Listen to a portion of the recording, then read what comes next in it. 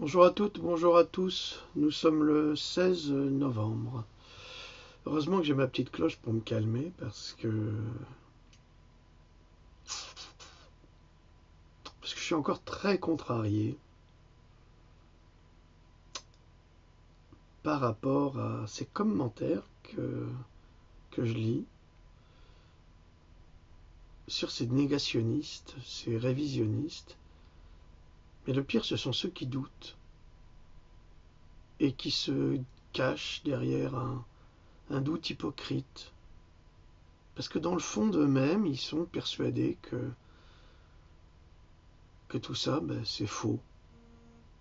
Et donc il faut douter. Et ça, ils ont bien réussi, hein, les oligarques. Hein. Ils ont transformé l'histoire de la guerre, mais là où les crétins se trompent, et ça c'est dans mon livre La vérité vous affranchira, s'ils ont modifié les raisons de la guerre avant, pendant et après, c'est pas l'Holocauste qui a été remis en question et qui doit être remis en question. C'est la façon dont la guerre s'est faite. Et donc vous mélangez tout. Et toute votre haine et vos pseudo-doutes de, je sais pas moi, de gonzesse, excusez-moi mesdames, hein, mais c'est vraiment insupportable, eh ben c'est un faux doute sur l'histoire. C'est pas ce doute-là qu'il faut avoir sur l'histoire. C'est l'autre. Par exemple, il faut que vous sachiez que les camps de concentration après la guerre, parce qu'il y a eu des camps de concentration, ils ont servi à mettre les soldats allemands, les SS et autres, dans les camps. Et ce sont eux qui ont laissé crever comme ça. Il était même interdit de leur apporter à manger, comme il était interdit d'apporter à manger aux Juifs, hein, de la même façon. Donc, vous le saviez, ça? Attends. Il est là, le livre. Il est là. Et je prends soin de mes livres, moi. Et là, il est là. C'est dedans.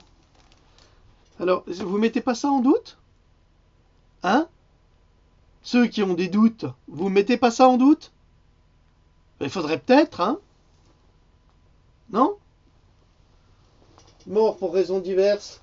Tous ces soldats allemands qui, après avoir fait la guerre sous les nazis, se retrouvent dans les propres camps de concentration, camps d'extermination, et ils sont laissés là à crever, comme on a laissé les juifs crever avant de les gazer. Hein? Ça vous embête pas, ça? Ça, vous remettez pas en question parce que vous savez pas, parce que vous savez rien. C'est ça le problème. Et vous prenez la parole parce que vous avez un ego surdimensionné et que vous voulez absolument donner votre avis, alors que vous savez pas. Vous savez, quand on ne sait pas, on ferme sa gueule, on va dans une bibliothèque, on prend des livres et on apprend. Et après, on discute. Parce que ça se voit qu'il n'y a pas de fond, là. Des liens, internet, machin, truc. Mais attends, il n'y a rien là-dedans. Oui, je sais, vous allez me dire, oui, monsieur Jeanneret, il ne faut pas vous énerver avec ces gens-là. Hey, vous vous rendez pas compte de ce qui est en question ici? C'est pas le fait de s'énerver avec ces gens-là. C'est que, en Ukraine, on a des néo-nazis qui font exactement la même chose que les nazis faisaient sous Hitler avec les SA avant la nuit des longs couteaux. Ben ça, c'est encore une chose que vous avez à apprendre. Hein, les SA qui étaient vraiment les brigades de saloperie avant les SS, qui allaient casser du juif, briser les vitrines, mettre Jude partout. Enfin, c'était l'horreur, c'était l'horreur. Et ben, c'est exactement ce qui se passe actuellement en Ukraine. C'est ce que nous, les Hongrois, nous avons vécu aussi avec les croix fléchées. Mais je sais pas, vous avez la mémoire courte, hein, ou vous avez peut-être pas assez souffert, je crois. Vous avez peut-être pas été en contact avec des gens qui ont assez souffert, alors vous comprenez rien, et vous avez complètement oublié, vous avez nettoyé votre mémoire. Et avec les vaccins, ça vous a beaucoup aidé, je dois vous avouer. Donc vous avez plus rien dans la tête, et alors ouais, je doute, mais tu doutes parce que tu sais rien. Vous savez, le doute c'est important, mais il faut savoir le mettre là où il faut. Hein. Oui, je sais ce que vous allez me dire. La rétorque, oui, mais vous doutez pas. Oui, mais moi, j'ai vécu avec des gens qui ont souffert. Et des larmes, on en a versé. On en a versé beaucoup. Alors, ça commence à bien faire. Alors, tous les révisionnistes négationnistes, je vous encourage à quitter mon mur avant que je ne vous vire. Hein, tous ceux qui doutent, tous ceux qui savent pas, eh ben, qui n'ont pas appris, ils reviendront me voir quand ils auront appris. Hein. Ça commence à me casser les burnes. Pardon, excusez-moi, j'ai dit une grossièreté. Maintenant, on va passer à autre chose, mais je sais pas si ces révisionnistes, négationnistes vont vouloir écouter ce que j'ai à vous dire. Ça pourra vous sauver la vie d'ailleurs, et sauver la vie de vos gosses, de vos mamans, de vos papas. Mais le problème, c'est que le plus gros de la conférence, il a été traduit d'un entretien qui a été donné par 2 juifs. Ah, le journaliste est juif et le médecin est juif, il s'appelle Lévi. Quelle horreur! Un médecin juif qui va vous sauver la vie, c'est affreux, non? Oh, mon cœur, j'ai mal. Hein? C'est terrible. Est-ce que vous êtes sûr que vous voulez écouter ça? Je sais pas, je vous pose la question. Parce que si vous mettez en doute l'Holocauste et les camps de concentration, mais surtout les chambres à gaz et les fours crématoires, si vous mettez ça en doute, parce que je vous signale quand même qu'on récupérait les dents en or, hein? On récupérait les dents en or, on récupérait les cheveux, parce que c'est avec les cheveux d'homme qu'on fait les meilleurs oreillers. Hein? Les cheveux de l'horreur. On récupérait tout. Et ça... Hein? Ça percute pas encore, là? Alors, ces deux-là, dont je vais vous parler dans 10 minutes, parce que d'abord, je vais vous parler d'un autre sujet qui est très intéressant à propos des laboratoires et de la malhonnêteté des laboratoires, mais ça, on le sait depuis longtemps. Eh ben, c'est quand même des juifs dont les parents, grands-parents surtout, sont des rescapés de l'Holocauste. Alors, est-ce que vous voulez écouter la parole de ces juifs-là? Moi, je l'écoute pas, cette parole, je la bois. Parce qu'elle m'apprend. Parce qu'elle me permet d'aider les gens. Vous comprenez? Donc, je suis pas certain que vous vouliez suivre la conférence. Donc, c'est pour ça que je vous encourage à quitter mon mur. Hein? Et puis, vous allez où vous voulez, je m'en fiche. Hein. Moi, que j'ai 100, 200, 300 amis en moins, j'en ai rien à faire. C'est pas pour eux que je travaille. C'est pour aider les gamins, et même leurs gamins. C'est dommage, ils seront mal élevés par des mauvais parents qui comprennent rien et qui vont leur apprendre des mensonges. Et comme ça, on va fabriquer des petits Hitler, comme c'est exactement ce qui est en train de se passer, comme je vous le disais, en Ukraine, en Russie, il y a des mouvements nationalistes très importants. En Allemagne, ex-Allemagne de l'Est, beaucoup de néo-nazis. Je vous signale qu'il y a 20 ans, vous vous promeniez en Allemagne de l'Ouest, et si vous aviez le malheur de faire ça en prononçant la fameuse parole, mais les jeunes vous sautaient dessus. Vous vous demandez pourquoi je sais ça? D'abord parce que je suis strasbourgeois et que je vais souvent en Allemagne, j'allais souvent en Allemagne, même si mon grand-père m'avait interdit d'aller en Allemagne à cause de toutes ces horreurs, et que j'ai épousé une Allemande. Et je peux vous assurer que cette génération d'Allemands vivent avec une culpabilité épouvantable par rapport à l'Holocauste. Pas par rapport à la guerre, par rapport à l'Holocauste. Alors si c'était si faux que ça, toutes ces histoires qu'on vous raconte, et qui veulent être corrigées par des Français ou des nazis autrichiens, allemands, si c'était si faux que ça, pourquoi toute cette génération d'Allemands, même celle de Wim Wenders, le réalisateur allemand, Les ailes du désir, entre autres, si c'était si faux que ça, pourquoi est-ce que ces jeunes culpabilisent encore aujourd'hui? Dites-moi. Ils sont horrifiés quand ils vous entendent ou quand ils vous lisent. Ils sont plus jeunes, ils ont mon âge, c'est la génération de 50 ans, génération des années 60. Ils sont horrifiés de voir les doutes, de lire les doutes, horrifiés. C'est pour ça que je m'énerve avec vous, c'est pour ça que je vais arrêter. Mais c'est pour ça que je vous préviens, entre autres, que je vais vous parler quand même d'un médecin juif. qui vont vous sauver la vie. Alors il faudra choisir. Et ne venez pas me dire que les négationnistes sont pas antisémites. Ça, c'est la meilleure. Et c'est des humanistes. Allez, ta gueule. Allez, j'ai mon ami Régis Dindin, un garçon adorable, que j'aime beaucoup, avec qui on parle parfois. Un homme très respectueux, qui m'a envoyé des informations très intéressantes, des livres, entre autres. Il fait ça une fois de temps en temps, ça me fait bien plaisir.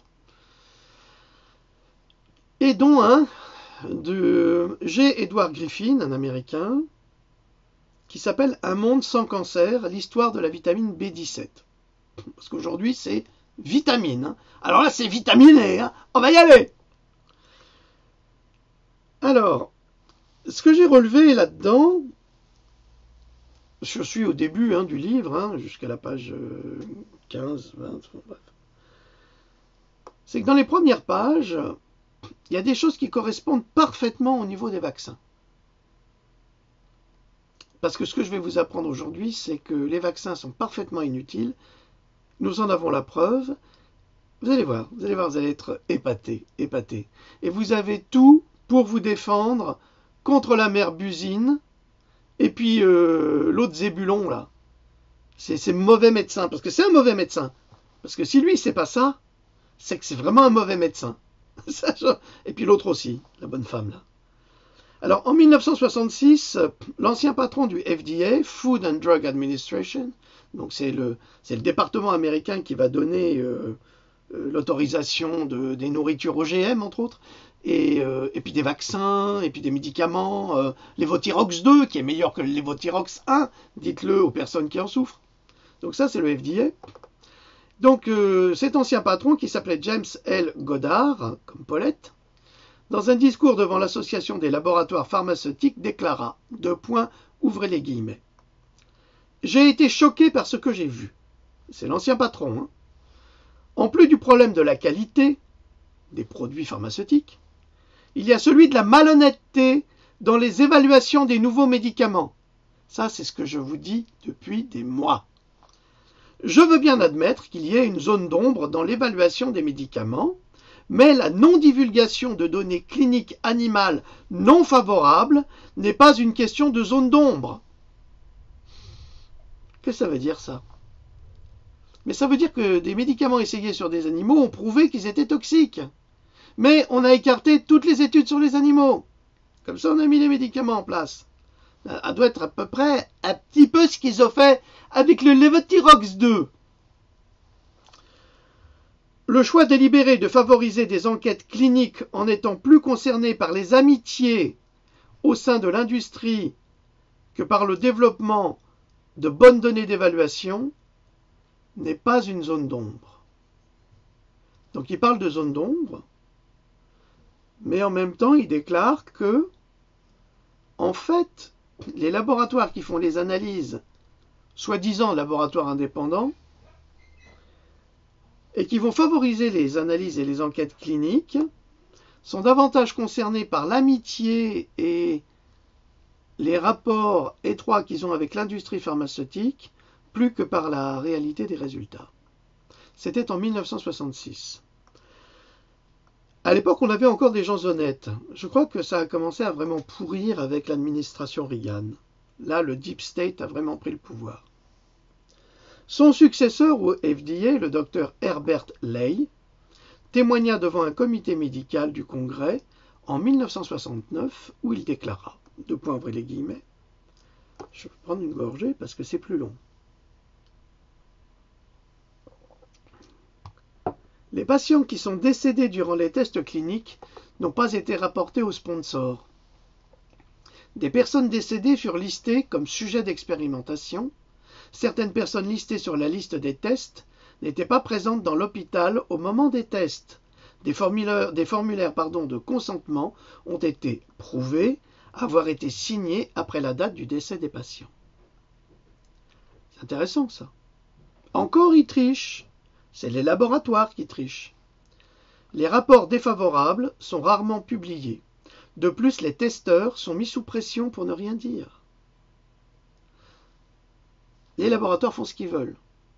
Ils vont donner à des médecins à faire une mission. Le médecin va constater que la mission a échoué. Il va signaler, écoutez, la mission a échoué. Ah là, tu fermes ta gueule, parce que si tu la fermes pas, tu risques gros. D'abord, tu ne seras pas payé, puis on ne sait jamais, un accident est si vite arrivé. Alors, sauf que là, comme je l'ai montré dans une conférence, les deux chercheurs de Merck qui ont découvert que dans le vaccin contre les oreillons, alors ROR ou MMR aux États-Unis, ROR, rougeole, oreillon, rubéole, et ben que les valences qui concernaient les oreillons, en fait, elles ne concernaient pas les oreillons. Et les chercheurs se sont demandé, mais qu'est-ce qu'elles concernent au juste? Parce qu'après, on s'est rendu compte que les gens qui avaient été vaccinés contre les oreillons, ils attrapaient les oreillons, justement. Vous comprenez? Donc ça, c'est un gros problème. C'est un gros problème qui est insupportable et qui montre à quel point il y a une manipulation de la part des laboratoires. Alors, les testeurs sont mis sous pression pour ne rien dire. Les avantages pour les testeurs cliniques à fabriquer les données sont énormes. Énormes. Les laboratoires pharmaceutiques américains payent jusqu'à 1 000 $ par patient. Je vous rappelle que nous sommes en 1969. Payer 1 000 $ par patient, mais en 69, un comic book, ça devait valoir 25 cents ou 15 cents. Est-ce que vous imaginez ce que ça veut dire? 1 000 $ par patient, ce qui permet à certains médecins de collecter plus d'un... Ah bon, c'était mal traduit. Ce qui permet à certains médecins de collecter... C'est pas moi qui ai fait la traduction. Ce qui permet à certains médecins de collecter plus d'1 million de $ par an sur le dos de la recherche pharmaceutique, le tout de manière plus facile si les traitements sont en fait imaginaires. Bon, dans une capsule, je vous ai expliqué également que les pédiatres avaient tout intérêt à vacciner les enfants, pour la simple et bonne raison que s'ils vaccinaient les enfants avec tout le calendrier vaccinal jusqu'à l'âge de 8-12 ans, ils touchaient jusqu'à 40 000 $ par enfant. Alors évidemment, quand vous avez un parent qui s'inquiète des vaccins, il le fout à la porte parce qu'il ne touche pas d'argent par la Croix-Bleue. C'est la Blue Cross. Vous pouvez vérifier, tout est vrai. Même si les résultats des tests ne sont pas fabriqués, il y a toujours l'effet du parti pris inconscient. Ces médecins savent très bien que s'ils ne produisent pas les résultats escomptés par les laboratoires pharmaceutiques qui les emploient, leur chance de continuer à recevoir cette manne s'amenuisera au fil du temps. Fini le 1 000 000 $. Alors qu'est-ce qu'ils font les médecins? Ils aiment l'argent. En Amérique, on aime deux choses, le sexe et l'argent. Et le pouvoir, 3 choses, pardon. Ça, ils aiment beaucoup. C'est comme le petit Bocassa, il aime beaucoup ça aussi, mais pas avec Bobonne. Sinon, il aurait eu des gosses depuis longtemps. Que des laboratoires de tests soient corrompus par l'argent de l'industrie n'est pas difficile à imaginer. Mais on assume souvent que les laboratoires universitaires sont différents, plus fiables, qu'ils sont immunisés contre les profits qui dégoulinent de la science criminelle. La vérité de fait est que l'argent parle aussi fort sur les campus universitaires que partout ailleurs. Ce document date de 1969. Et je peux vous assurer qu'aujourd'hui, les universités de Californie sont bombardées de billets de banque, de billets verts, par les laboratoires pour faire vacciner à outrance. Alors ça, c'est pour vous montrer à quel point il y a une corruption, mais ça vous le saviez, si vous me suivez, vous le savez, au niveau des laboratoires. Mais maintenant, on va passer à quelque chose qui va vous sauver la vie et qui va sauver les parents de la moindre condamnation auprès de ce gouvernement. Alors je ne sais pas s'ils vont me laisser en vie après ça, mais quoique ça a été publié, mais évidemment, ces salopards en France, ils ne vous traduisent rien. Alors je ne vais pas vous donner beaucoup de sources parce qu'il y a d'autres salopards qui apprennent toutes mes informations et qui se font du pognon là-dessus alors que moi je vous offre ça gratuitement. Comme me disait un copain, je devrais peut-être commencer à vous faire payer un petit peu pour financer mes recherches, ce qui est la vérité, parce qu'on ne vit pas d'amour et d'eau fraîche. Alors, ça a été publié dans Natural Health, 365, je vous donne quand même une information, parce que j'en ai marre aussi des clampins là, qui me qui me reproche soi-disant de mal copier les liens, ben, comme ça vous les aurez plus. On règle le problème, hein. Mais moi j'ai toutes les sources, donc ça ne me dérange pas. La vitamine la plus puissante qui tue les virus. C'est intéressant ça. Et si vous saviez ce que c'est que cette vitamine, vous tomberiez par terre. Alors, je rappelle aux négationnistes, réformistes de l'histoire sur les chambres à gaz et les camps de concentration, que c'est un entretien qui est mené par Jonathan Lanzmann, donc c'est un juif, avec le docteur Thomas E. Levy, qui est aussi un juif. Alors, si vous ne voulez pas entendre parler des juifs, je vous laisse 3 secondes pour dégager et changer de chaîne. Je pense que c'est mieux. En revanche, si vous êtes intéressé par la santé de vos enfants, par votre santé, et que vous vous en fichez, que lui soit juif, lui soit arabe, lui soit noir ou vert, vous pouvez rester avec moi. Ok ? D'ailleurs, les révisionnistes, pourquoi vous révisionnez pas l'esclavage ? Hein ? Vous pourriez ? Pourquoi vous doutez pas pour ça ? Vous doutez que pour l'Holocauste et pour tous les autres trucs là, vous doutez rien du tout. C'est génial, hein ? Je vais vous donner encore une autre information, bande de branleurs, là. Et il a raison, j'en ai marre, il a raison, hein. Il dit, bande de chimpanzés, là, vous êtes une bande de chimpanzés. En 1956, mon père a fait une révolution pour la liberté. Pour la liberté à Budapest.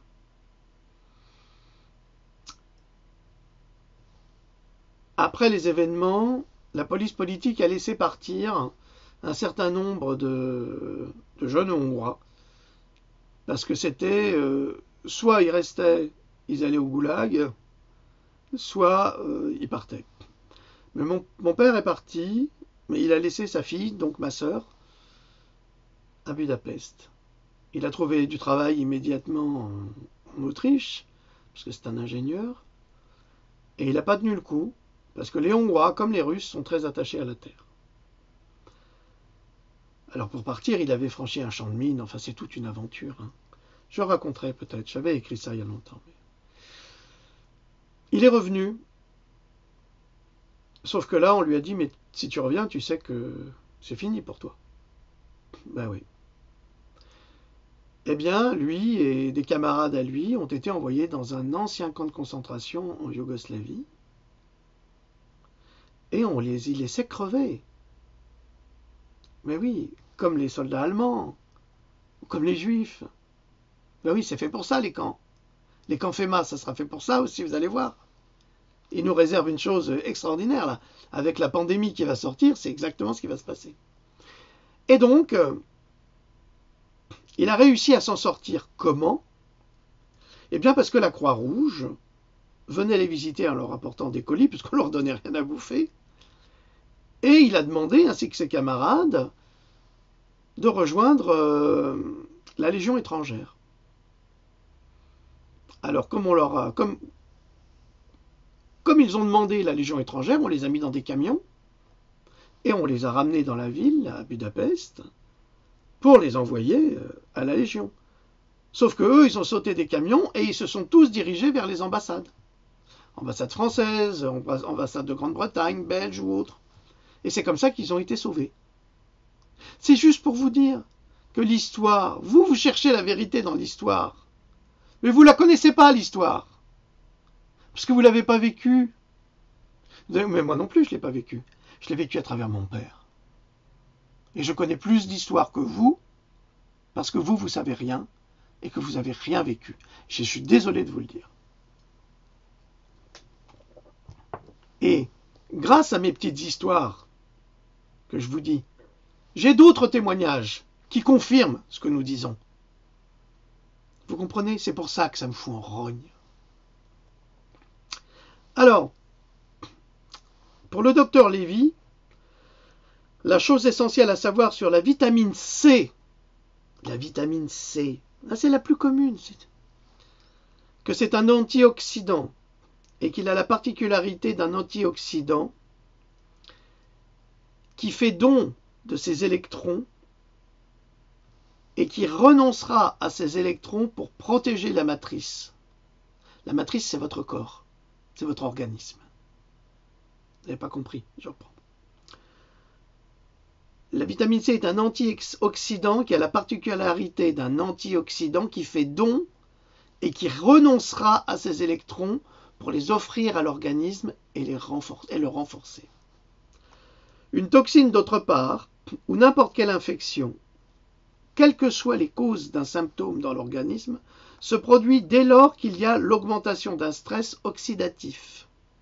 Ce qui signifie que cela a augmenté les molécules auxquelles on a retiré leur électron. Je sais, on fait un peu de biologie là. Pourquoi? Parce qu'ils sont oxydés. Vous comprenez?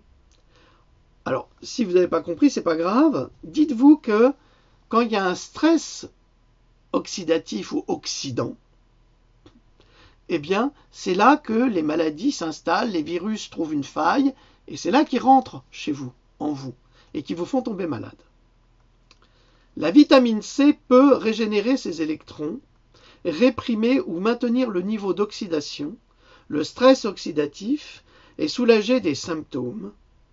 Et quand elle est utilisée assez tôt, cette vitamine C, elle soulage non seulement des symptômes, mais elle commence à l'inverse le processus de la maladie. Elle inverse le processus de la maladie. Alors si parfois il y a des choses qui vous dérangent, là c'est parce que j'ai fait la traduction depuis 6 heures du matin. Donc c'était beaucoup de travail. Selon la dose de vitamine C, et quel que soit l'âge ou la durée de la maladie chronique agissante, la quantité de vitamine C en déterminera la réversibilité. Je ne vais pas interrompre, c'est mieux. Mais le résultat final est que la vitamine C élimine le stress oxydatif des cellules. Le stress oxydatif est la chose qui fait d'une toxine un toxique. Intéressant ça, non? Vous ne trouvez pas? Et c'est vraiment la seule chose qui produit n'importe quelle infection qui est mauvaise pour vous.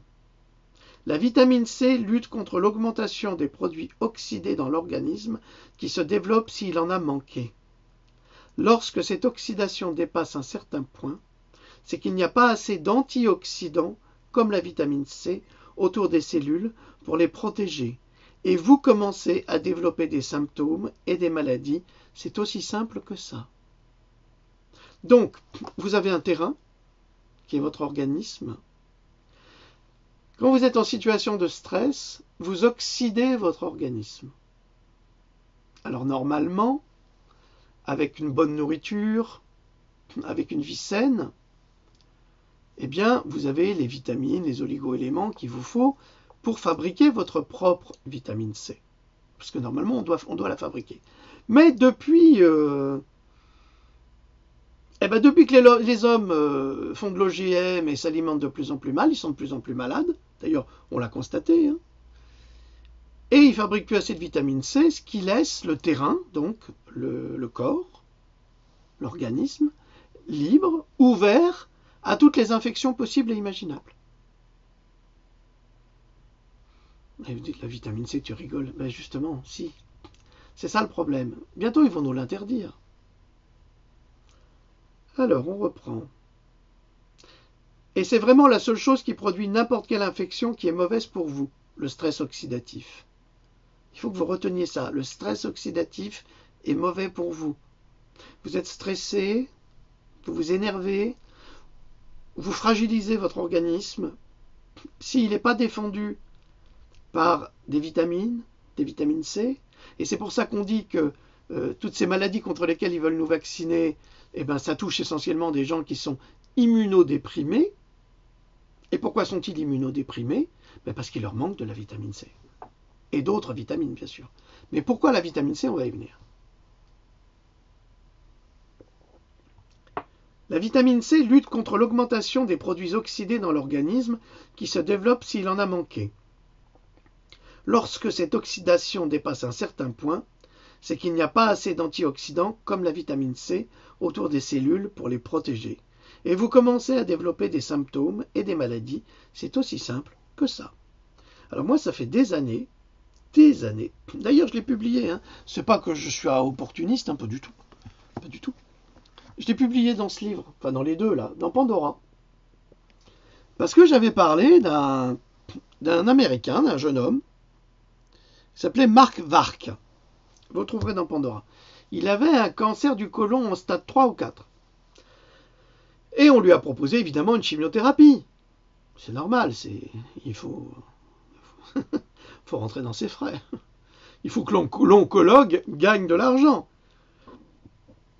Excusez-moi, pourquoi est-ce qu'il gagne de l'argent, l'oncologue? Mais parce que l'oncologue, c'est-à-dire le cancérologue, c'est des affreux mots ça. Parce que le cancérologue, aux États-Unis, il achète la chimiothérapie et il la revend le double.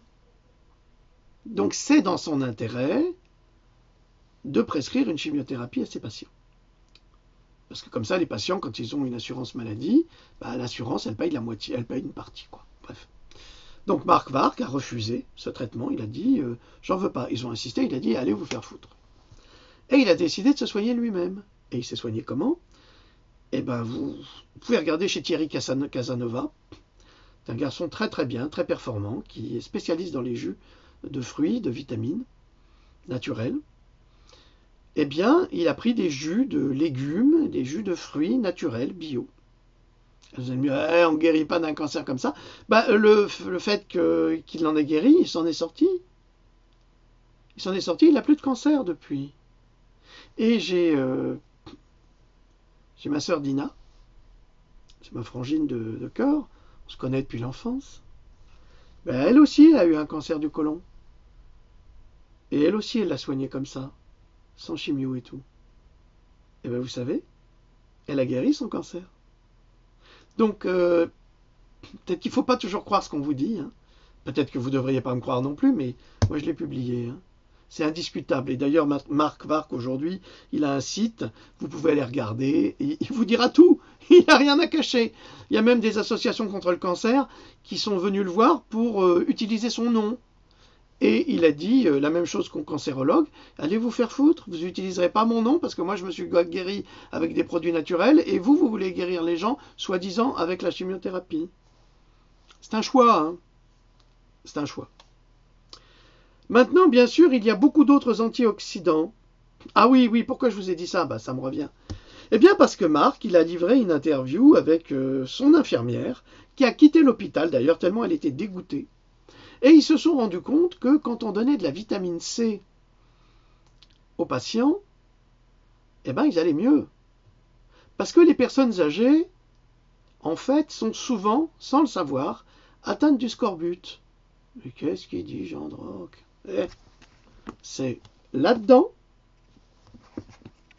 C'est pas dans celui-là, mais c'est aussi dans celui-là. Et ça a été publié il y a 5 ans. Enfin, il y a 5 ans, et ça fait 7 ans que, ça faisait 7-10 ans que je faisais des recherches là-dessus. Hein. Donc, moi je l'ai dit avant tout le monde en France, hein, parce qu'ils n'en parlent pas assez en France. Imaginez qu'on puisse guérir des maladies graves avec de la vitamine C, mais c'est du délire. C'est du délire. Mais attention, ça peut... Alors évidemment, les patients atteints du scorbut, on leur donnait de la vitamine C, même en pastilles, c'est pas mal. C'est mieux que rien. Mais en fait, il faut la mettre en intraveineuse, la vitamine C. Mais on va y venir, vous allez voir. On va vraiment y venir.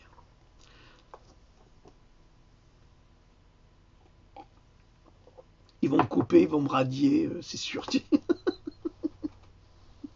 m'en fous. Ça sera sorti, on verra bien. Maintenant, bien sûr, il y a beaucoup d'autres antioxydants dans l'organisme, évidemment. La vitamine C est juste particulière et particulièrement bonne. Pourquoi? Parce que c'est une toute petite molécule qui va aller partout. Elle va aller dans tous vos organes. Sauf, elle va atteindre les tissus gras sans les pénétrer, mais elle est hydrosoluble. Et elle ne peut pas entrer là-dedans, mais elle va quand même interagir. Parce qu'elle va interagir avec tout le milieu. Et quand vous interagissez avec le milieu, et bien automatiquement, vous touchez les choses qui sont au milieu. C'est le cas, qui sont au milieu du corps, par exemple. C'est le cas, justement, c'est pas une théorie, c'est un fait scientifique. C'est l'immunisation de groupe. Si, par exemple, vous êtes dans un groupe humain, et que vous êtes immunisé, qu'il y a 3 ou 5 personnes qui sont immunisés contre un virus, par exemple, eh bien, cette immunisation va se faire globalement autour de ce groupe. C'est passionnant, non? La biologie, c'est passionnant, c'est un véritable roman d'aventure. J'allais dire encore une bêtise contre les casse-couilles, là, mais je ne dirais pas. Maintenant, bien sûr, il y a beaucoup d'autres antioxydants. Ok, je l'ai dit. Avec les molécules qui sont à l'intérieur des tissus gras, comme les membranes, avec la vitamine E, qui renvoie la vitamine E à l'intérieur de cette membrane. Donc c'est un fonctionnement comme ça, qui est perpétuel, jusqu'à ce qu'on l'épuise, parce que c'est ce qui arrive à la fin. Effectivement, la vitamine C a vraiment un effet antioxydant sur tous les tissus de l'organisme. Et ça, c'est extraordinaire, parce qu'on n'a pas besoin de rajouter 15 vitamines. La vitamine C en bonne quantité, c'est le miracle. Tous les autres antioxydants sont bons, mais ils ne sont pas aussi efficaces que la vitamine C, parce que celle-ci s'immisce partout. C'est autant la chimiothérapie, on le sait maintenant, ça a été publié, fait exploser le cancer, et c'est pour ça qu'on a des métastases partout, autant la vitamine C, elle va partout. Donc on a les moyens de se défendre contre le cancer, les maladies qui sont produites par les vaccinations, parce que je réponds à des personnes désespérées qui m'ont adressé des messages poignants et tristes par rapport à leurs conditions, et donc la vitamine C pourra les aider, de toute évidence. Les seuls endroits qu'un virus investit sont en premier lieu ceux qui ont des niveaux d'antioxydants bas, en raison d'un manque d'attention dans le régime ou dans les suppléments alimentaires, ou à cause d'une maladie chronique. C'est pourquoi chacun doit utiliser des antioxydants. C'est le résultat final. Attendez, là c'est ma traduction. Voilà. Les antioxydants, c'est le résultat final, et qu'une personne ayant un haut niveau d'antioxydants et de vitamine C dans l'organisme n'est pas touchée par les virus. Donc, excusez-moi de cette latence, c'est parce que des fois, vous savez, les traductions, c'est pas toujours évident. Il y a des inversions, enfin, c'est une gymnastique. Donc, à partir du moment où vous êtes gonflé en vitamine C, en antioxydants, aucun virus ne peut pénétrer le corps. Aucun. À moins que ce soit une vraie cochonnerie inventée par l'armée, comme d'habitude, comme la grippe espagnole. C'est juste un fait qui n'est peut-être pas apprécié par la science allopathique, mais c'est un fait chimique, biologique, vérifiable et quantifiable. Votre santé. Et alors là, c'est moi qui rajoute. On a la preuve ici que ce ne sont pas les vaccins qui protègent des maladies, comme prétendument Zébulon sur la 5, ou la ministre Buzyn veulent nous le faire croire, ou les laboratoires. Donc ce ne sont pas non plus les vaccins qui ont éradiqué les maladies, jamais de la vie. C'est le système immunitaire renforcé systématiquement par des antioxydants et la vitamine C qui protège l'organisme humain et animal, nous le verrons après, pour les animaux. Nous sommes victimes d'un mensonge d'État, absolument, d'un mensonge médical absolu, entretenu par les zébulons de la faculté de médecine, entretenu elle-même par les laboratoires, pour inventer la science vaccinale, qui est une fausse science assimilée à du scientisme. C'est eux qui font du scientisme, pas nous. Et que l'on nous offre comme la panacée de la sauvegarde de l'humanité, alors que c'est tout le contraire. Posez-vous la question de savoir qu'est-ce qu'ils vont foutre avec les camps FEMA, et pourquoi est-ce qu'ils poussent les gens à se faire vacciner à outrance, et pourquoi ils les obligent à se faire vacciner. Posez-vous simplement cette question. Alors qu'en fait, la simple vitamine C, bien dosée, suffisamment dosée, on y viendra après, vous permet d'éviter toute forme de maladie.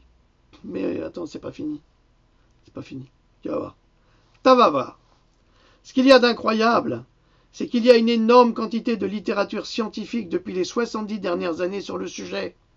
Ça fait 70 ans que des médecins, des biologistes vous parlent de vitamine C, comme quoi ça peut vous sauver la vie,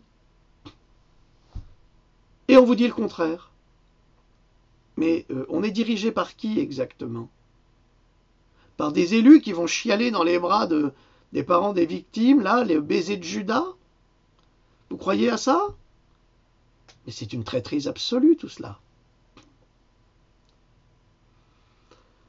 Ce qu'il y a d'incroyable, c'est qu'il y a une énorme quantité de littérature scientifique sur le sujet. Et une personne en particulier en est le principal représentant. C'est le docteur Frédéric Kleiner, médecin américain, K-L-E-2-N-E-R. Faites des recherches s'il vous plaît, ça ne vous fera pas de mal. Il faut, hein, je ne peux pas tout vous donner. Pour moi, dit le docteur Lévy, c'est le génie qui devrait obtenir la plus grande partie du crédit sur la découverte de la vitamine C, comme Linus Pauling, parce qu'il a fait quelque chose que personne d'autre n'a fait. Alors je crois que Pauling, lui, c'était le baking soda, soit le chlorure de... Non, c'est pas le chlorure de... mais c'est le... Ah, ça y est, j'ai oublié. Je l'ai en anglais, je l'ai plus en français. Ah. Eh merde, pardon. On l'utilise en cuisine. Parce que lui, il avait découvert que c'était l'acidose qui créait le cancer. Et qu'il fallait utiliser justement le baking soda. Ce qui dit, c'est pas possible. C'est trop de mémoire. C'est l'Alzheimer avec les chemtrails et tout ça. Ça va me revenir. Je suis désolé. Bon, c'est pas le sujet de Linus Pauling. Mais, alors je veux dire en anglais, le baking soda vous permet de supprimer l'acidose. Et donc, c'est un anticancéreux absolument remarquable qui coûte que dalle, que vous pouvez acheter n'importe où. Alimentaire, bien sûr. Ah, mais c'est pas vrai, c'est pas vrai. Ça va revenir, peut-être à la fin. Alors, après que l'on ait découvert la vitamine C, isolée et purifiée par le lauréat du prix Nobel, le docteur Albert Szent-György, c'est un Hongrois, mais c'est un nom hongrois en tous les cas. D'une façon ou d'une autre, ce médecin de campagne de Caroline du Nord, le docteur Kleiner, eut l'idée, lorsque la vitamine C a commencé à devenir disponible, et je ne sais vraiment pas comment, dit le docteur Lévy, que de très larges doses de vitamine C pourraient positivement affecter nombre d'infections différentes, des toxines et des maladies. Alors là, il faut vraiment écouter ce que je vais vous dire, parce que on va hurler, même peut-être ensemble. On va hurler, ou on va pleurer, ou on va se réjouir. Parce que ça, c'est quelque chose. Le docteur Kleiner a publié une vingtaine d'articles démontrant qu'il a pu guérir. Alors là, je me demande si Zébulon, sur la 5, il a lu les articles du docteur Kleiner. Maintenant, il va les lire parce qu'il va me lire, c'est normal. On dit oui, bien sûr, t'as raison, faux cul. Et je me demande si la mère Buzine, elle a lu ça aussi, parce que c'est pas possible. Hein. Alors, le docteur Kleiner a publié une vingtaine d'articles démontrant qu'il a pu guérir. Et j'utilise vraiment le mot guérir de la façon correcte pour la vitamine C. C'est un remède absolu. À peu près chaque virus qu'il a traité. Il a pu guérir 60 cas de polio ou poliomyélite. Mais je vous signale qu'on peut la guérir aussi avec le chlorure de magnésium. Ben oui. Tous les cas différents de rougeole et d'oreillon et d'autres maladies d'enfance avec de la vitamine C, simplement. Je répète, il a pu guérir 64 poliomyélites, sans doute attrapés parce qu'ils avaient été vaccinés. Tous les cas différents de rougeole, d'oreillon et d'autres maladies de l'enfance. Ça veut dire qu'on n'a même pas besoin du ROR, MMR ou n'importe quoi. Tout ça, c'est des conneries. On peut soigner directement avec de la vitamine C. Après, vous donnez de la vitamine C à vos gamins et vous vous demandez pourquoi ils sont pas malades. C'est pour ça qu'ils veulent vous faire des vaccins pour les rendre malades. Parce que là, après, c'est jackpot à chaque fois. Il a pu ramener des gens des comas provoqués par l'encéphalite virale. Alors ça, je le dis, ça peut peut-être être une piste aux parents désespérés qui ont des enfants qui ont été vaccinés avec le HPV et qui font des encéphalites virales et qui sont dans le coma et qu'on ne sait pas comment les réveiller. Que même à l'hôpital, ils ne savent pas comment les réveiller, les enfoirés. Avec des injections de vitamine C. C'est dingue, hein? On pourrait réformer la médecine et tous les médecins. Bientôt, on n'aura plus besoin d'eux. Ça se fera avec des robots. On sera débarrassé des charlatans. Je reprends. Une infection virale du cerveau, hein, bien sûr. Et il le faisait avec 30 à 50 grammes de vitamine C en intraveineuse, aussi bien que les formes différentes de vitamine C. Poudre, gélules, pastilles, tout ça. Il en soignait autant que possible. Pour certains des bébés minuscules, il donnait des injections intramusculaires et parvenait toujours à des résultats fabuleux. Ça vous embouche un coin, hein? Eh ben moi aussi. C'est pour ça que j'ai fait toute cette traduction aujourd'hui, parce que ça m'a passionné de découvrir qu'en fait, la simple vitamine C peut vous sauver la vie. Donc la vitamine C a été indiquée pour guérir une grande diversité de virus. Et dans une grande quantité de recherches de laboratoire, je dirais qu'il n'y a jamais eu de virus que la vitamine C n'a pas tué ou n'a pas inactivé dans une éprouvette. Mais vous vous rendez compte qu'on sait ça depuis les années 70 ? 1970 ? Attends, mais ça fait bientôt 50 ans qu'on sait ça. Et on continue à nous imposer, et des salopards imposent des lois pour qu'on assassine nos enfants, vos enfants. C'est un scandale. Ça coûterait que dalle à la sécurité sociale de prescrire de la vitamine C. Hein? Ça coûterait quoi? Rien. Les nouveaux vaccins, là, 160, 140 €, bah alors là, faut les payer, hein. Et puis, le petit Bokassa, là, il va faire des réformes. Mais attends, les réformes, elles sont toutes faites. On est dirigé par une bande de truands. Et comme le disait Étienne Chouard, les politiques sont pas incompétents. Il a raison, monsieur Chouard. Les politiques sont pas incompétents. Ils sont juste corrompus par le système et ils font ce qu'on leur demande de faire. C'est tout, ils exécutent. C'est de la saloperie. Complotiste? Crétin sans couilles, va. Donc, il n'y a vraiment aucune raison de croire qu'il n'y a aucun virus qui résisterait à la vitamine C. Aucune raison. Parce qu'ils ont tous un dénominateur très commun, c'est l'accumulation de fer, d'où l'oxydation. Quand je vois le mépris de la vitamine C comme médicament remarquable, mon humeur dépend de comment je vais réagir. Soit je ris, soit je suis dégoûté, dit le docteur Lévy, soit je m'énerve aussi à cause de toutes ces victimes innocentes qui vont être manipulées et orientées vers des mauvais et inutiles protocoles qui vont leur être proposés au lieu d'utiliser la vitamine C qui va tuer les infections virales.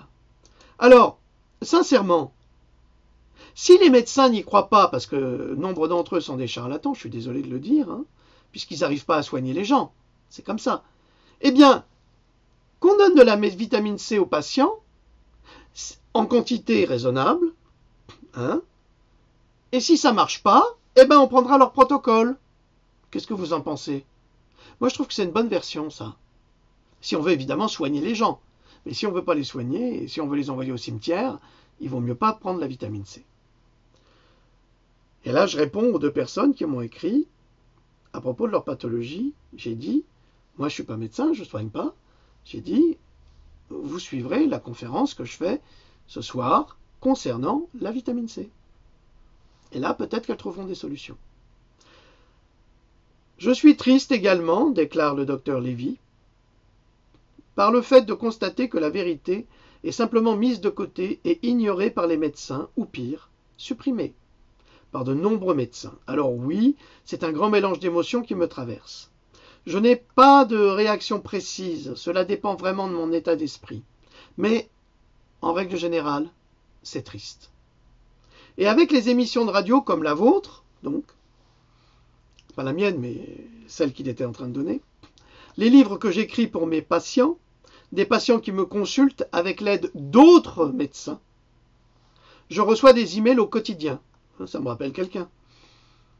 Qu'est-ce que je peux faire pour cette personne ? Me demande un médecin. Et même si je ne pratique pas la médecine clinique, parce que je suis un chercheur, vous pouvez dire que je traite nombre de patients à bout de bras, simplement par mes interactions avec mes collègues, déclare le docteur Lévy. C'est pas moi qui parle. Même s'il y a des choses communes. Heureusement qu'avant de mourir, certains d'entre eux s'accrocheront à la vérité qui ne sera pas enterrée à nouveau pour les prochaines 50 ou 100 années à venir, à être ignorée, supprimée ou simplement ridiculisée. Et pour quelqu'un qui veut bénéficier des miracles et des bénéfices de la vitamine C, c'est primordial. Vous avez des gens qui peuvent contracter un virus qui pourrait leur être fatal. Alors que 10 ou 15 ou même 20 mg de vitamine C injectés par intraveineuse chaque jour ne pourra, en effet, ne pas agir sur le virus. Alors que si l'on injectait 50 grammes de vitamine C, cela guérirait le patient en 3 ou 4 jours. Ça pourrait même le guérir du cancer. Le dosage est essentiel. C'est pour ça qu'ils vous disent oh, la vitamine C, surtout pas plus d'1 gramme par jour. Ils mentent. Parce que si vous en prenez plus, si vous prenez par exemple 5 grammes par jour, là c'est sûr, vous n'avez pas de virus. Et si vous avez une maladie grave, si vous en prenez 50, alors là c'est encore plus sûr que vous serez guéri.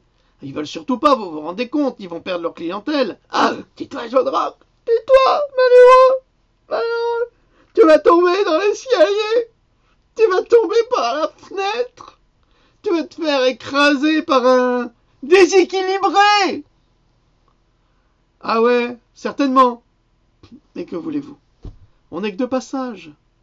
Et si on n'est pas là pour aider les gens, on est là pour quoi? Dites-moi. Pour leur marcher sur la tête? Non. Pas chez nous, pas chez les gens de Roca. Enfin, en tous les cas, pas chez moi. Alors, maintenant, je vais vous parler des animaux, parce que je sais que dans mes relations proches, il y a les amoureux des animaux, moi le premier d'ailleurs. Je pense d'ailleurs à ma louloute, qui adore les animaux. Donc si vous êtes un aficionado des animaux, vous verrez que les animaux les plus sauvages sont sains jusqu'à ce qu'ils atteignent la fin de leur durée de vie, et ensuite un événement ou un autre se produit et ils meurent. Ah oui, souvent les organes lâchent et ils meurent. Comme les humains, pareil.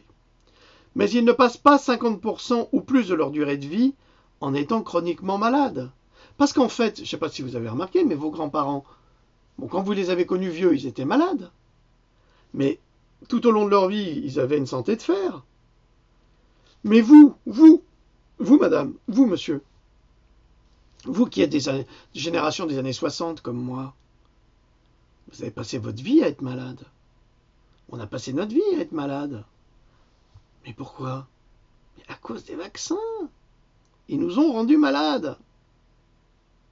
Ce matin, j'avais mon sanitaire qui était là, un homme remarquable. Bon, ils ont enterré un membre de leur famille, c'est triste, qui avait été invalidé dans les années 50 par le vaccin contre la variole. Hôpital toute sa vie. Un autre, un médecin, qui a vacciné son enfant, et son enfant est devenu débile. Alors là, le type, il ne peut plus s'en remettre, le médecin, c'est fini. Donc, alors évidemment, ça n'arrive pas à chaque fois. Ça, il faut quand même l'admettre, il faut le reconnaître. Mais ça arrive de plus en plus souvent maintenant, parce qu'ils ont passé à la vitesse supérieure. Alors, maintenant, et ceci est intéressant aussi, parce que beaucoup de monde pourrait penser, oh, eh bien, des chiens et des chats, ils voient le vétérinaire, ils tombent malades, ils ont de l'arthrite, etc. Et vous savez que c'est vrai. Ils sont victimes de ces symptômes. Et la raison pour laquelle ils en sont victimes, je vous le donne en mille, c'est quoi? C'est pas que les vaccins. C'est parce que les chiens ou les chats feront un peu plus de vitamine C, mais pas assez. Donc ils en font plus que les humains. mais à seulement 10% de l'efficacité, alors que dans la nature, ils sont à 100% de leur efficacité. Parce qu'ils ont été domestiqués, ils fabriquent que 10% de vitamine C. Qu'est-ce qui a inhibé les 90 autres pourcents, à votre avis? Ainsi, vous avez quelques animaux qui fabriquent de grandes quantités de vitamine C, et d'autres animaux qui en font de petites, et des animaux comme les humains qui n'en fabriquent pas ou très peu. Et c'est absolument vrai, c'est scientifiquement prouvé, déclare le docteur Lévy. Et bien entendu, l'animal domestiqué a, comme les humains, un régime beaucoup plus pauvre que celui qu'il obtient dans la nature. Un régime beaucoup plus pauvre de ce qu'il obtient dans la nature. Vous savez, vous qui achetez que des plats cuisiniers, vous mettez dans le micro-ondes et tout ça, ben vous faites tout pour tomber malade, là. Pourquoi? Oh bah écoutez, je ne peux pas vous dire, il faut vous renseigner. Il faut vous informer. Il faut savoir que, comme il le dit, les plats cuisinés, ils n'ont pas toutes les vitamines. Le fait de les mettre dans le micro-ondes, ça tue toutes les vitamines. Ou alors, ils ont toutes les vitamines quand ils sont congelés, et puis quand ils sont mis dans le micro-ondes, il n'y en a plus, elles explosent, les vitamines. Ben oui, c'est le problème du micro-ondes. Je vous ai déjà dit que c'était très dangereux.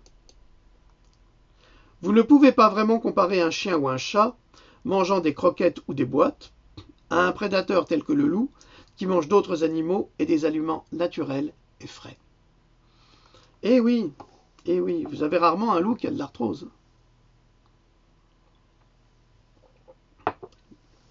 Demandez-vous pourquoi.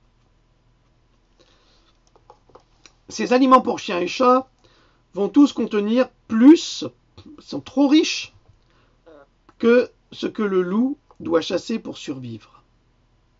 Alors, il faut comprendre comment fonctionne la biologie des animaux et des hommes aussi, c'est un peu pareil.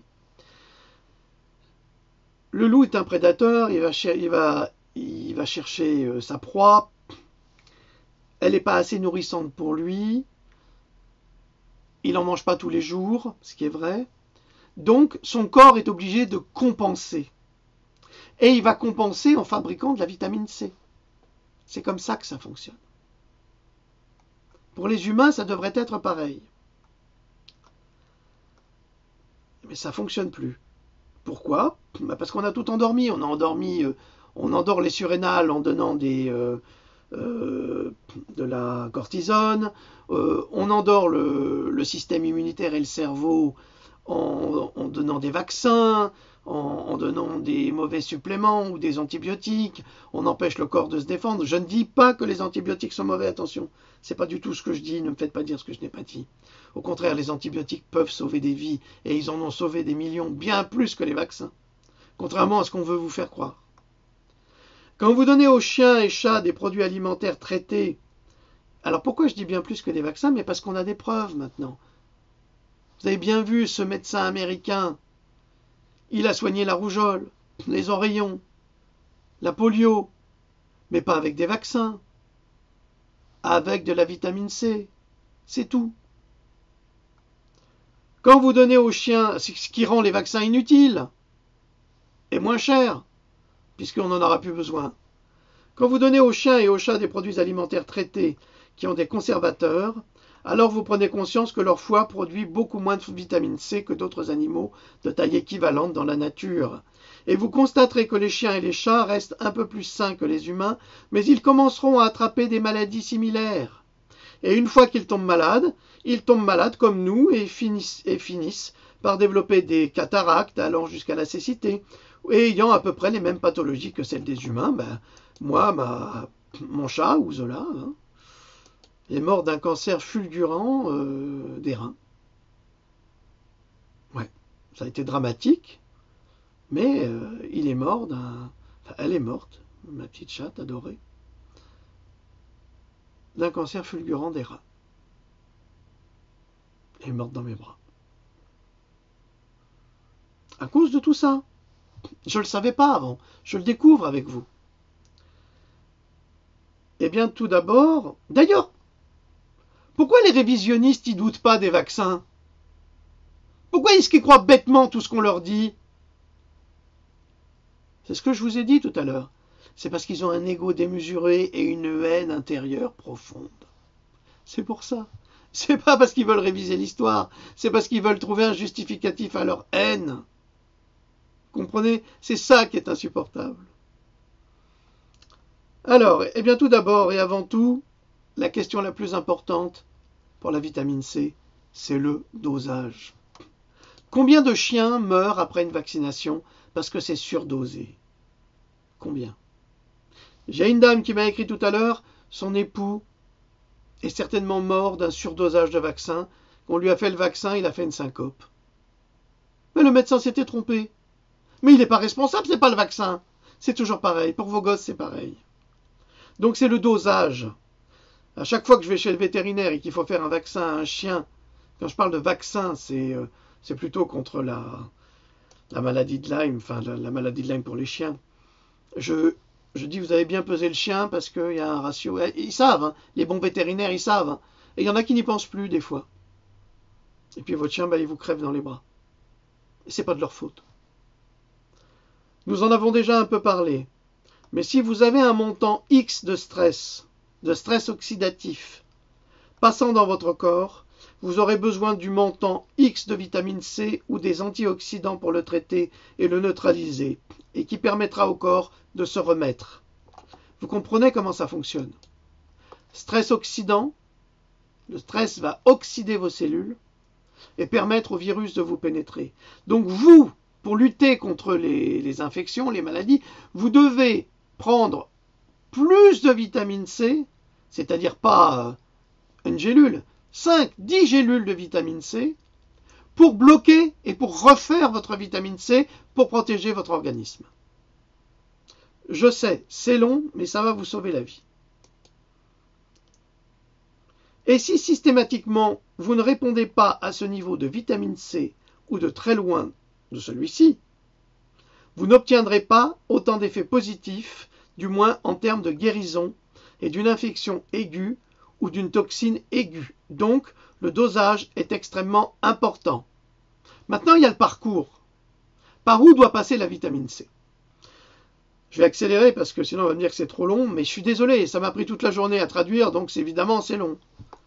Le parcours est important, et celui par lequel vous administrez la vitamine C a une grande différence par où elle va, et par où elle est administrée, et en quantité efficace, je vous l'ai dit.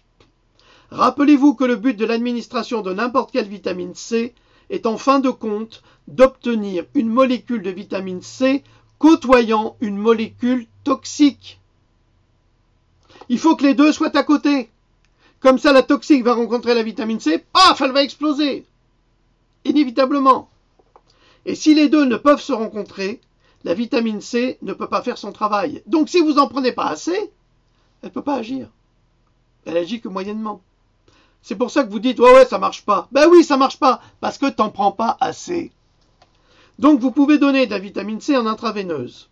Alors ça, c'est des grosses maladies, le cancer, ou des maladies chroniques, comme on va parler ce matin, pour leur permettre de récupérer.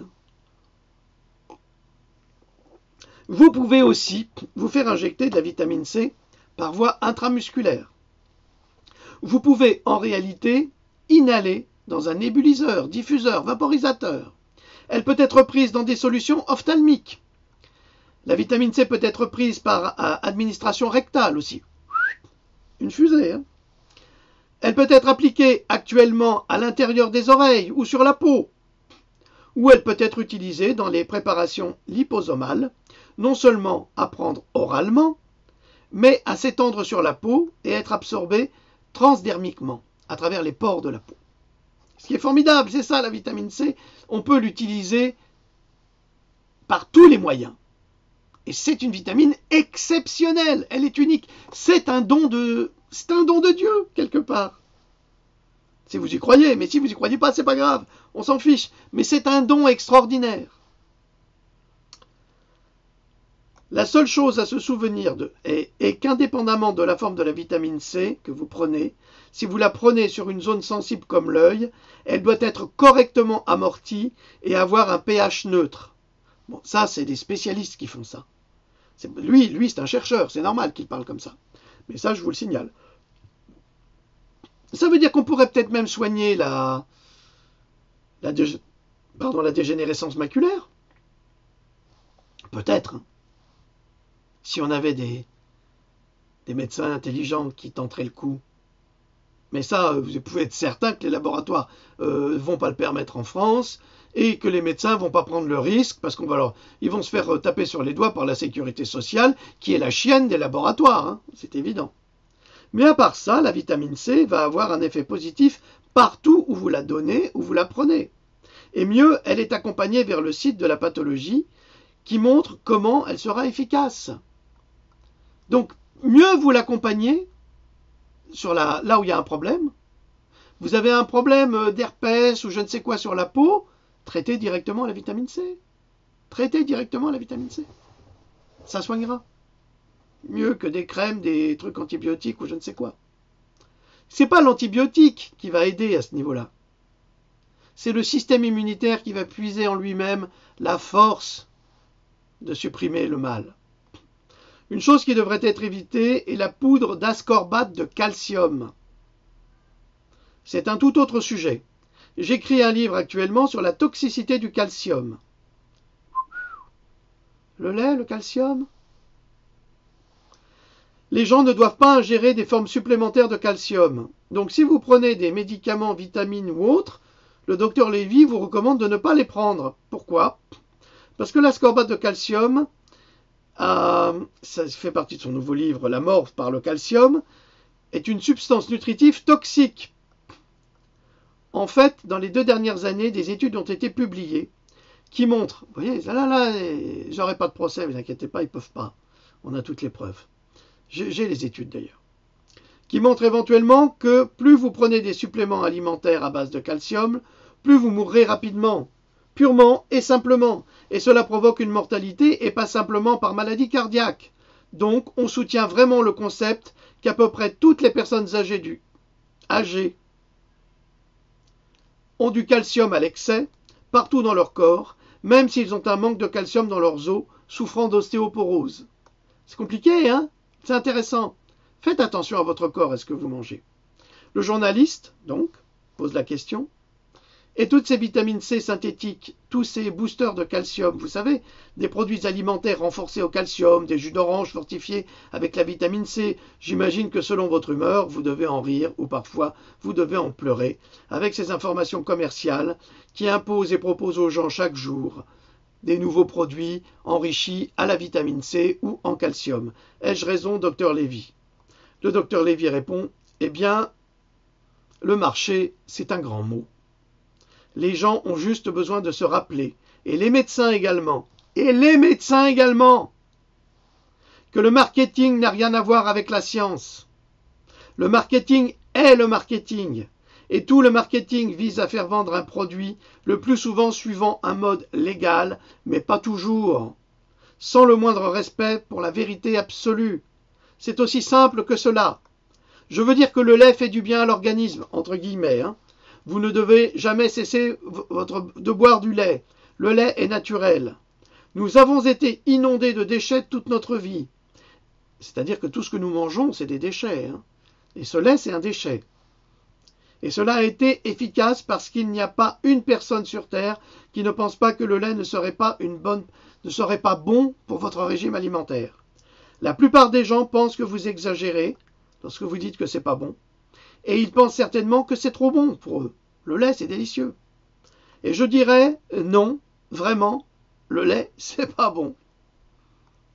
Lorsque j'entends l'inflammation est la racine de toute la maladie, ils ont à la fois raison, mais ils ont tort. Pourquoi? Laissez-moi vous dire ce que j'entends par là. L'inflammation existe seulement où vous avez augmenté le stress oxydatif et avez diminué la capacité d'antioxydants comme la vitamine C. Ainsi, quand ces conditions existent, vous avez une inflammation par définition. Ainsi, ils ont pris une situation inflammatoire, c'est très commun. Je veux dire que c'est ce qui initie le démarrage de la maladie cardiaque, par exemple.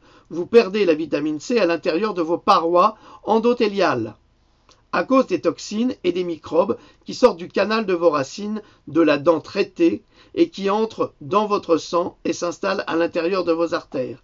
Alors voilà, ça c'est très très intéressant. On va vous dévitaliser une dent, vous inquiétez pas, il n'y a pas de problème. Mais le problème, c'est qu'on ne peut jamais véritablement dévitaliser une dent. Il y a toujours des canaux qu'on ne peut pas atteindre, tellement il y en a. C'est comme les racines d'un arbre, hein. C'est pareil. Et donc, on a des bactéries très importantes, hein, comme les bactéries anaérobies, entre autres, et qui peuvent se réveiller n'importe quand. Et si vous ne les soignez pas, et là, évidemment, si on n'a pas de vitamine C, beaucoup de vitamine C, eh bien, on va prendre des antibiotiques. Et si les antibiotiques ne viennent pas à bout de ces bactéries, eh bien, vous pouvez en crever, crise cardiaque ou n'importe quoi. Il y a plein de maladies qui sont liées aux dents, vous le savez. Les sportifs de haut niveau le savent très bien. Et les médecins aussi. Mais, c'est quand la vitamine C s'effondre que les oxydants commencent à augmenter. Voilà ce qu'est l'inflammation. Ainsi, ils ont raison et ils ont tort. C'est effectivement une inflammation, mais ils ne semblent pas comprendre encore que toute l'inflammation est un déséquilibre fort entre l'oxydant ou le pro-oxydant et l'anti-oxydant. Parce que le corps, c'est une machine formidable, hein. Tout est très équilibré, ou alors ça ne l'est pas du tout. C'est ça le problème. Dès qu'il y a un déséquilibre, il y a la maladie qui s'installe. On est des foyers de bactéries, hein.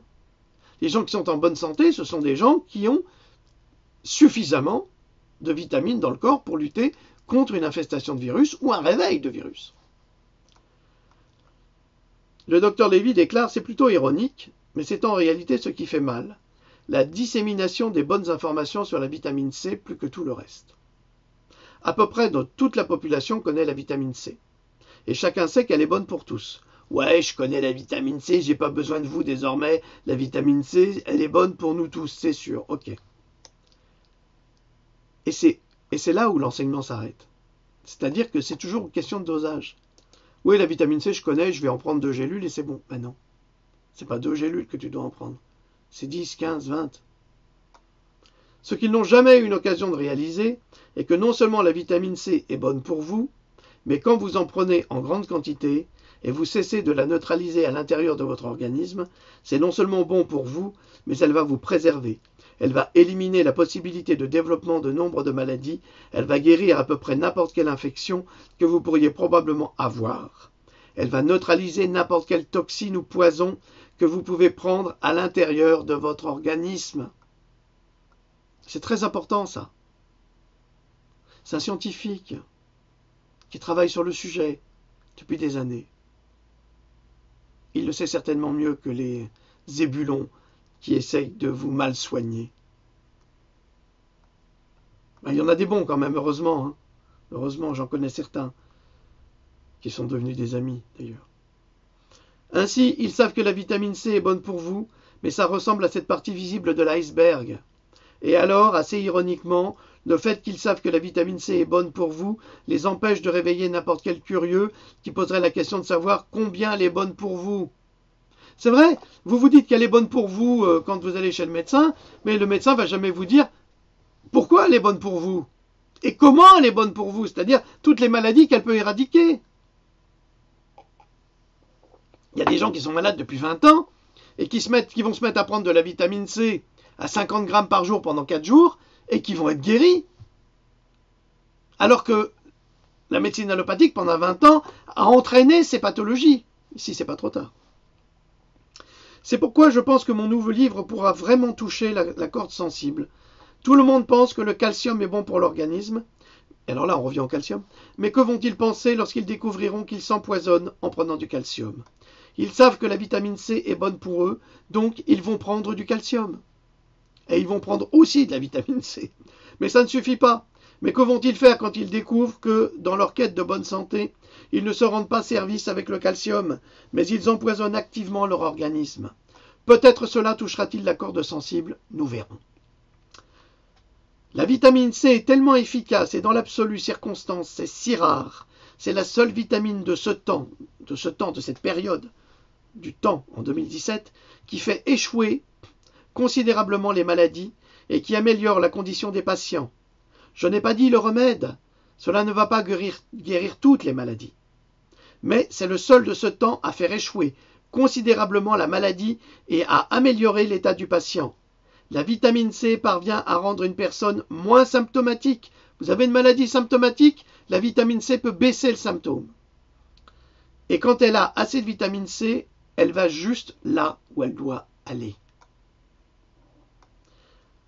Ainsi, bien que beaucoup de monde fasse bien en consommant quelques pilules de vitamine C par jour, si vous avez une maladie dégénérative chronique ou une infection ou une administration de toxines chroniques et que vous souhaitez vous assurer que vous faites tout ce que vous ne pouvez pas déclarer la vitamine C comme un échec ou un traitement inadéquat avant que vous n'ayez au moins pris plusieurs grammes par jour de vitamine C qui se loge à l'intérieur des cellules jusqu'à ce que vous ayez pris les doses de multigrammes de poudre d'ascorbate de sodium qui nettoie les intestins.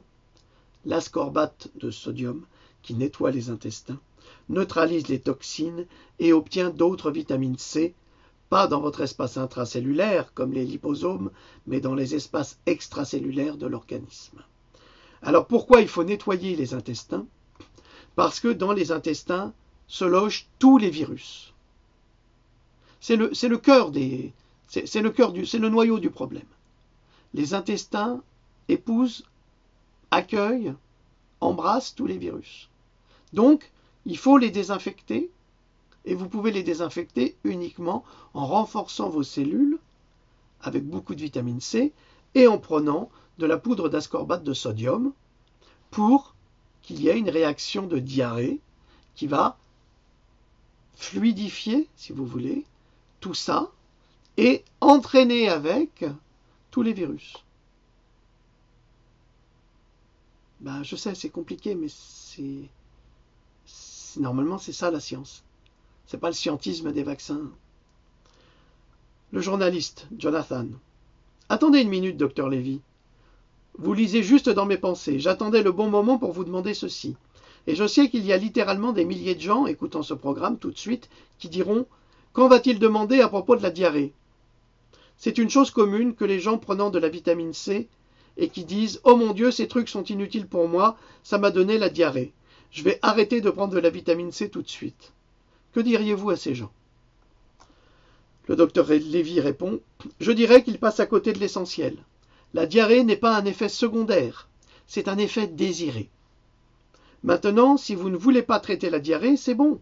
Vous ne prenez pas de vitamine C jusqu'au point de causer la motilité accrue de votre intestin. » Motilité. La motilité, c'est la faculté de se mouvoir que possède un corps ou une partie du corps au niveau des cellules. Après avoir pris de la vitamine C en poudre pendant quelques jours, vous trouverez rapidement une dose que vous pourrez prendre qui ne perturbe pas l'intestin ou une dose plus haute qui le perturbe. Donc, c'est à vous de gérer, c'est le cas par cas. Mais ce que je dis, c'est qu'avoir cette diarrhée sur une base raisonnablement régulière pour la plupart des personnes, soit une fois par semaine, serait une grande idée pour nettoyer les intestins de tous les virus. Cela nettoie l'intestin, le débarrasse de toxines bactériennes anaérobies. Le même type de bactérie qui est présent dans une bouche contaminée vient de votre intestin. Ça veut dire que quand vous avez une extrême mauvaise haleine, ce sont les bactéries de l'intestin qui remontent. Ce qui montre que c'est votre intestin qui est malade. Et on peut résoudre le problème avec la vitamine C. Et ça augmente évidemment considérablement la capacité d'antioxydants dans le corps. Donc, la vitamine C, c'est un médicament miracle. C'est une vitamine miracle. Miraculeuse. Mais si vous n'aimez pas juste mentalement ou avec un mauvais sentiment l'idée d'avoir une brève diarrhée nettoyant votre intestin, vous pouvez l'éviter. Mais ce n'est pas un effet secondaire et ne doit pas être évité en termes d'être quelque chose de mauvais. Bon, j'en ai encore beaucoup à vous lire, mais je pense que je vous en ai assez dit. Vous n'avez qu'à jeter un coup d'œil à peakenergy.com. Vous aurez d'autres informations capitales pour votre santé, pour la santé de vos enfants. Et là, je vous ai donné vraiment tous les arguments pour lutter contre les vaccinations obligatoires, parce que on parle de sécurité publique, sécurité sanitaire publique, mais si on peut éviter de vacciner et tomber malade, et qu'on peut soigner et la rougeole, et la rubéole, et les oreillons, et la polio avec de la vitamine C, pourquoi est-ce qu'on se ferait vacciner ou on continuerait à se faire vacciner? Comme nous sommes des gens qui sommes habités par le civisme, eh bien nous voulons faire des économies à la sécurité sociale. Donc nous voulons acheter et consommer de la vitamine C, et si cela ne marche pas en grosse quantité, alors vraiment en grosse quantité, là, comme ça, et si ça ne marche pas, eh ben on se fera vacciner, ce qui est normal. Non? Je trouve que c'est un bon contrat, moi. Ok? Alors, je vous dis à plus tard. Hein?